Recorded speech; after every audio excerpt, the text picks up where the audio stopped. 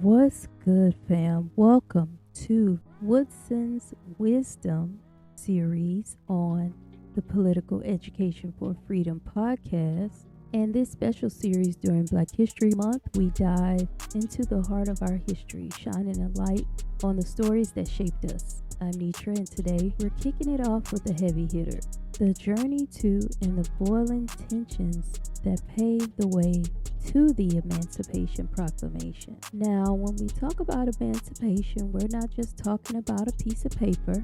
No, we're talking about a fight, a struggle that's been brewing since the first enslaved African set foot on this land.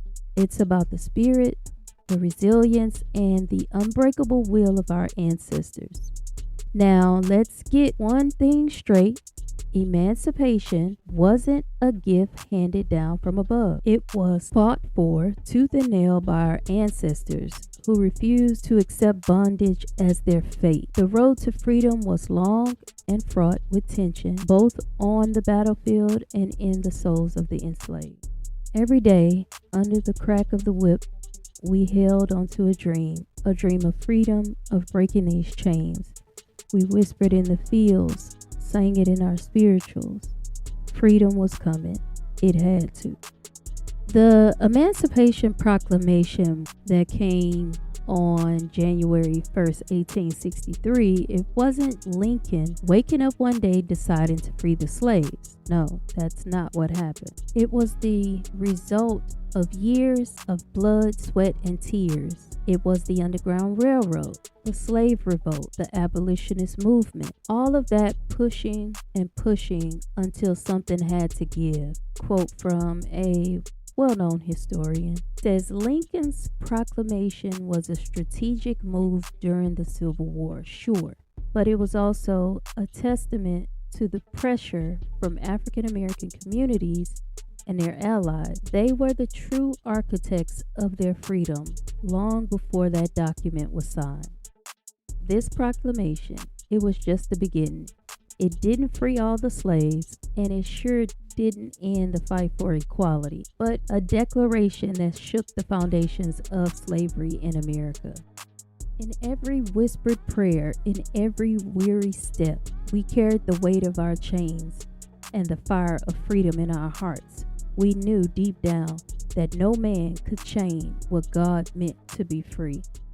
The Emancipation Proclamation of 1863 was a beacon, but the fire was already lit by the relentless spirit of African Americans. Figures like Frederick Douglass, who wielded words like weapons, and Harriet Tubman, whose courage on the Underground Railroad were also instrumental in this fight.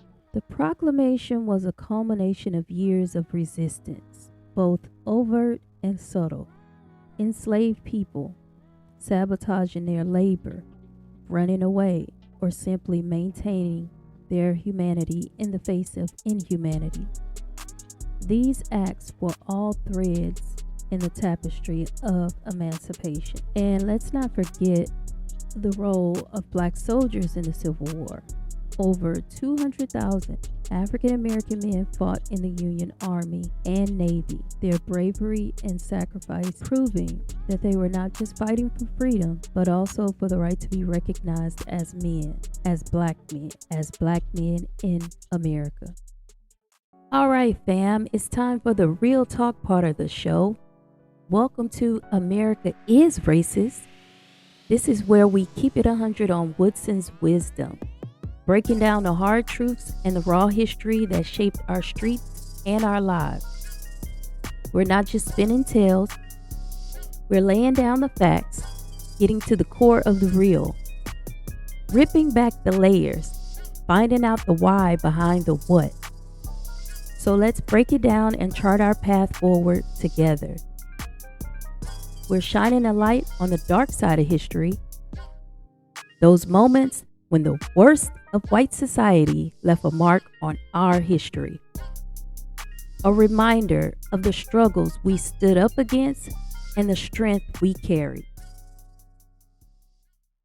On February 6, 1902, a white mob seized Thomas Brown, a 19-year-old black man from a jail cell and lynched him on the Jessamine County Courthouse lawn in Nicholasville, Kentucky.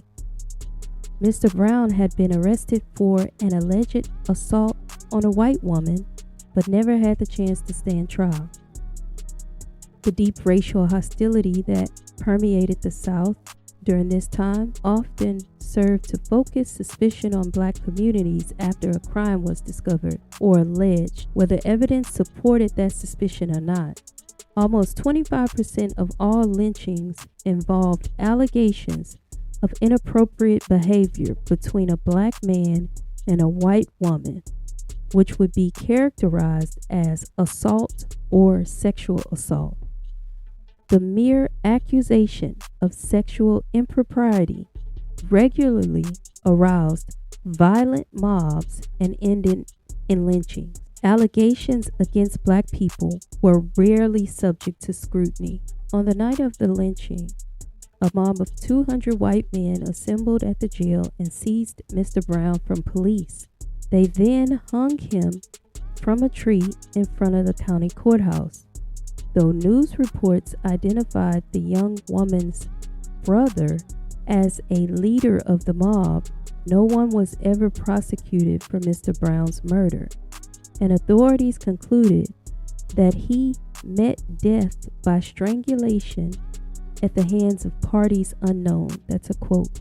During the era of racial terror, it was quite common for lynch mobs to include prominent community members and for the local press and police to help conceal lynchers' identities to ensure no one was punished or held accountable. Over 6,500 black men, women, and children were victims of racial terror lynching in the United States between 1865 and 1950. That's the recorded number. The number is much more higher than that over that period. 1865 was after the Civil War. Over 6,500 black men, women, and children. And that's it on today's America is Racist segment. We've laid it all out on the table, keeping it real and raw, just how we do it here on Woodson's Wisdom. It's all about understanding our past to navigate our future. We've got to know where we've been to figure out where we're going. Thanks for getting deep with us, for listening, and for being part of the change. And don't leave just yet. Stick around for this episode's book suggestion, dropping knowledge and inspiration for all ages. Plus, we've got more gems coming your way on Woodson's Wisdom from the Political Education for Freedom podcast, Black History Edition.